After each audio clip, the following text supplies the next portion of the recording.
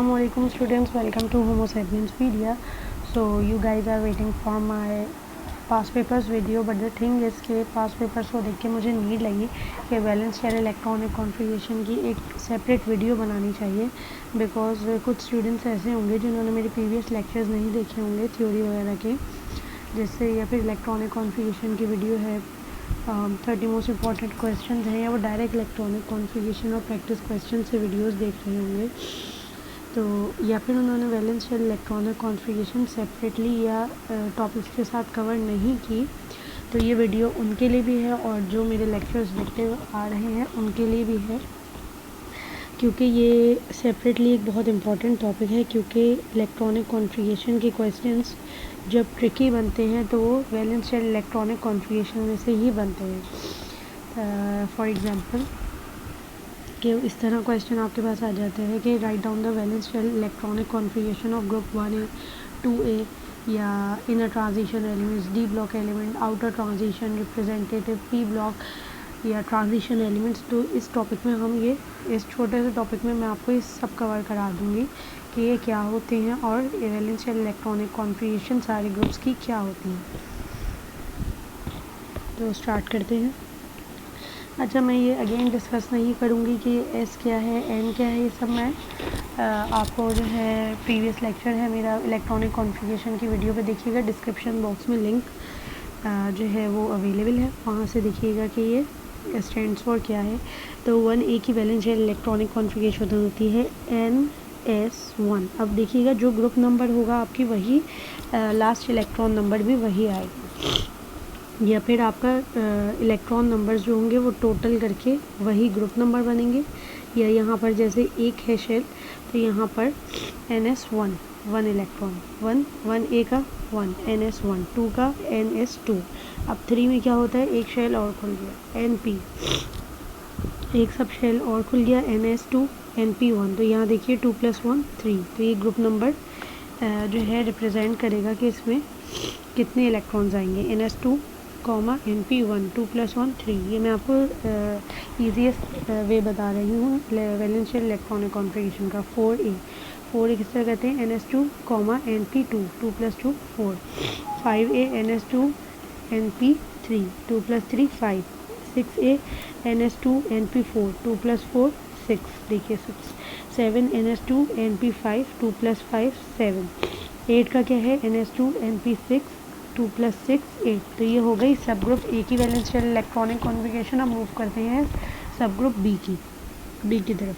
तो ये आ गई सब ग्रुप बी की valence shell electronic configuration. 3B में क्या होता है, सब ग्रुप ए में NS2 और NP करके होते हैं सारे शेल्स, सब शेल्स। अब यहाँ पर क्या होता है, N-1 D1 ओपन हो जाता है। अब मैं यहाँ पे आपको छोटा सा जस्ट कॉन्सेप्ट दे दूँ MCQs वगैरह के लिए, ज़्यादा डीप नहीं जाएंगे क्योंकि ये टॉपिक और डीप हो जाएगा, बहुत डिटेल्ड हो जाएगा। तो यहाँ NS2 और N-1 D क्यों है, यहाँ N-1 D1 इसलिए है, इसको कहते हैं पेन अल्टीमेट शेल। जो वैलेंस शेल की इनर शेल होता है उसको पेन अल्टीमेट शेल कहते हैं। और अब हम मूव करेंगे जब F ब्लॉक की तरफ, आगे की further valence shell electronic configuration करेंगे तो आप यहाँ देखेंगे N-2 और F होगा यहाँ। तो ये वाला जो है पेन अल्टीमेट शेल जो कि इनर शेल होता है वैलेंस शेल के, N-1 D1 इसको कहते हैं पेन अल्टीमेट शेल। और उसके बाद आ जाता है एंटी पेन अल्टीमेट शेल, जो कि हम अभी फर्दर मूव करेंगे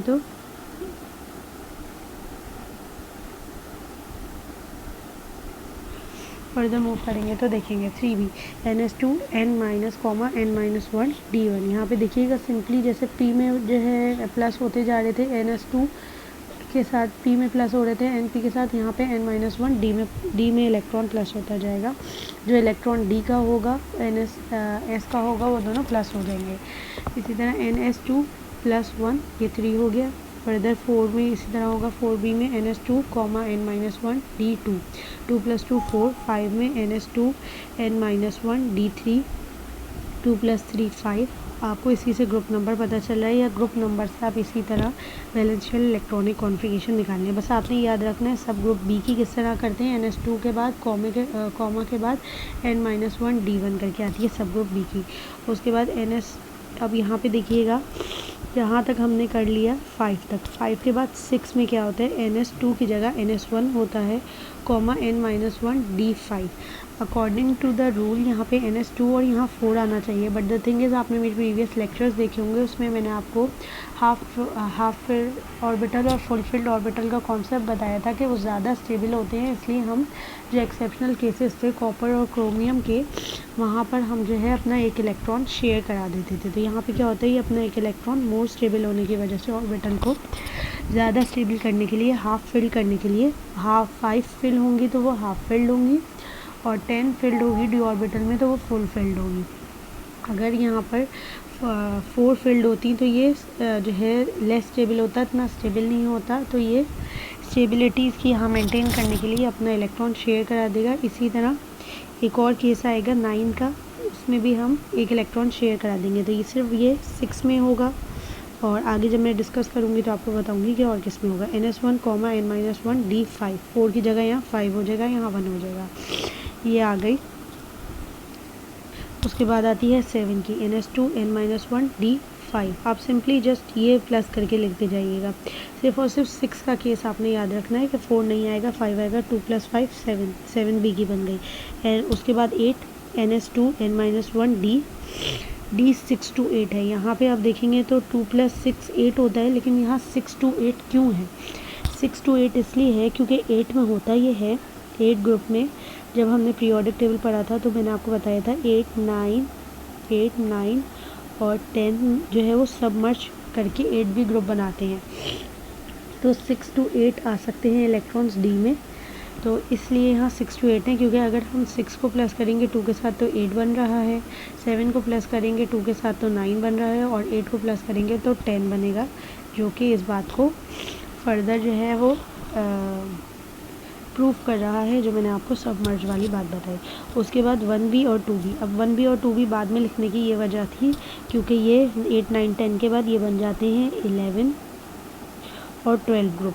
ये जब मैंने प्रीवियस लेक्चर, जो आपने मेरे थ्योरी लेक्चर्स या मॉडर्न पीरियोडिक टेबल देखा होगा, तो आपको आराम से समझ आ गई। ये बात नहीं समझ आई तो भी मैं बता देती हूँ। 1B और 2B जो है वो 11, 12 होता है, तो इसकी इलेक्ट्रॉन्स भी इसी तरह प्लस होंगे। NS, अब यहाँ पे देखिएगा NS2 नहीं है, NS1 है।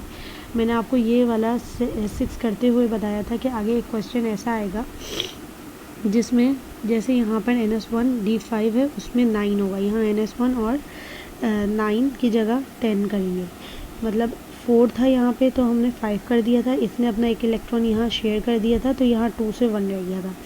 अब यहाँ पे देखिए 1B में according to the rule NS2 और N-1 D9 होना चाहिए, लेकिन 9 जो है वो पार्शियली स्टेबल, इतना स्टेबल नहीं होता, तो हम इसको जो है लेस स्टेबल होता है, तो हम इसको मोर स्टेबल करने के लिए क्या करते हैं कि यहाँ पे 10 कर देते हैं, ऑर्बिटल को 10 इलेक्ट्रॉन्स कर देते हैं, ये अपना एक इलेक्ट्रॉन यहाँ शेयर करा देता है। NS1, N-1 D10। 11 की हो गई ये वैलेंशियल इलेक्ट्रॉनिक कॉन्फ़िगरेशन। उसके बाद 12 की आती है NS2, N-1 D10, 2 + 10 12। तो होपफुली आपको सब ग्रुप बी की भी बहुत अच्छे से क्लियरली समझ आएगी। मूव करते हैं सारे ग्रुप के नेम के साथ, या ट्रिकी क्वेश्चंस किस तरह और आ सकते हैं। तो स्टूडेंट्स ये आ गई नोबल गैसेस। अब आपको पता है नोबल गैसेस कौन सा ग्रुप होता है? नोबल गैसेस होता है हमारा 8A ग्रुप। तो NS2 NP6, ये मैं सब ग्रुप ए में आपको करा भी चुकी हूँ। 2 + 6 8।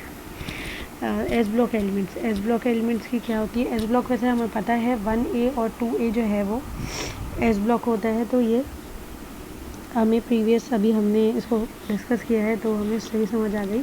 NS1 2 NS2 S block elements होते हैं, ये 1A 1 ग्रुप आता है एस ब्लॉक में। NS1 2 NS2 P block elements, P block elements की क्या होती है? NS2 NP1 से लेकर NS2 NP6, NS2 NP1 से लेकर NS2 NP6। अब यहाँ पे मैं अगर ग्रुप के नाम जो है वो मेंशन करूँगी तो ये टॉपिक बहुत डिटेल्ड हो जाएगा। आप पीरियोडिक टेबल पर जाएं, अगर आपको और इसमें जो है डीपली इसको देखना है तो नहीं तो इतना काफ़ी है। या फिर मेरे अगर आप प्रीवियस लेक्चर्स देख लेंगे तो आपको ये डायरेक्टली समझ आएगा। NH2NP1 से लेकर NH2NP6 तक 6 इलेक्ट्रॉन्स फिल हो सकते हैं, पहले 1 होगा, फिर 6 इलेक्ट्रॉन्स लास्ट में पी ब्लॉक के फिल होंगे। रिप्रेजेंटेटिव एलिमेंट्स, अब एस ब्लॉक और पी ब्लॉक को कंबाइनली कहते हैं रिप्रेजेंटेटिव एलिमेंट्स। तो सिंपली यहाँ पे इन्होंने एस पी ब्लॉक की कंबाइन करके जो है वो वैलेंस शेल इलेक्ट्रॉनिक कॉन्फ़िगरेशन लिख दी। NS1 2 NS2, सही है जी, NS1 2 NS2, NP1 2 NP6। D block element और outer transition elements, D block को आउटर ट्रांजिशन एलिमेंट्स भी कहते हैं। इसकी कैसे होती है? NS2, N-1 D1 2 NS2 N-1 N-1 bracket close D10। तो ये आ गई डी ब्लॉक एलिमेंट की। सिंपली ये भी अभी हमने सब जो है डिस्कस किया है बिल्कुल अभी ये इन्होंने लिख दिया कि यहाँ से यहाँ तक NS2, N-1 D1 से लेकर NS2 N-1 N-1 D10। उसके बाद आती है एफ ब्लॉक की ट्रांजिशन। एफ ब्लॉक एलिमेंट की valence shell electronic configuration. F block को जो है इनर ट्रांजिशन एलिमेंट्स भी कहते हैं। ये यहाँ पर लिखना था, मैंने बाय मिस्टेक ऊपर राइट कर दिया है। तो एफ ब्लॉक की क्या होती है? एफ ब्लॉक में अब देखिए, अब आपको यहाँ पर करते करते नज़र आएगा कि ये N-2F क्या है। ये मैंने अभी बता दिया आपको कि ये एंटी पेनल्टीमेट, जो पेनल्टीमेट शेल के अंदर भी शेल होता है तो उसको कहते हैं एंटी पेनल्टीमेट शेल। तो NS2, N-1 D, N-2 F1 से 14 तक, F1 से 14 तक NS2, N-1 D, यहाँ पर सॉरी बनाएगा D1, N-2 F1 से 14 तक। तो देखिए हम जितना आगे जा रहे हैं ना, उतने जो है हमारे ब्लॉक्स ओपन होते जा रहे हैं, उतने शेल्स ओपन होते जा रहे हैं। पहले D तक फिर F तक आ गए। अब उसके बाद आता है ट्रांजिशन एलिमेंट्स। ट्रांजिशन एलिमेंट्स क्या होते हैं? एफ ब्लॉक और डी ब्लॉक को या इनर ट्रांजिशन और आउटर ट्रांजिशन एलिमेंट्स को कंबाइंडली कहते हैं ट्रांजिशन एलिमेंट्स। इनर और आउटर ट्रांजिशन एलिमेंट्स को या एफ और डी ब्लॉक को कहते हैं ट्रांजिशन एलिमेंट्स। मैंने दोबारा रिपीट कर दिया। ट्रांजिशन एलिमेंट्स की वैलेंस शेल इलेक्ट्रॉनिक कॉन्फ़िगरेशन क्या होती है? NS2, N-1 D1 से D10। ये आपने इस तरह लिख दी। आप चाहते तो इस तरह ओपन करके भी इसको लिख सकते थे। मैंने D1 से D10, आप यहाँ पे कॉमा डाल के, या फिर कॉमा नहीं, आप यहाँ पे 2 करके NS2 N-1 D10 करके इस तरह भी लिख सकते थे। 2 करके इसको ओपन करके भी लिख सकते थे। मैंने यहाँ पे क्लोज कर दिया D1 से D10 तक, क्योंकि इसमें क्वेश्चन में 2 की पूछी हुई है, मतलब ट्रांजिशन एलिमेंट्स पूछे हुए हैं, तो मैंने उसको और शॉर्ट करने के लिए यहाँ पे कंबाइन करके लिख दिया।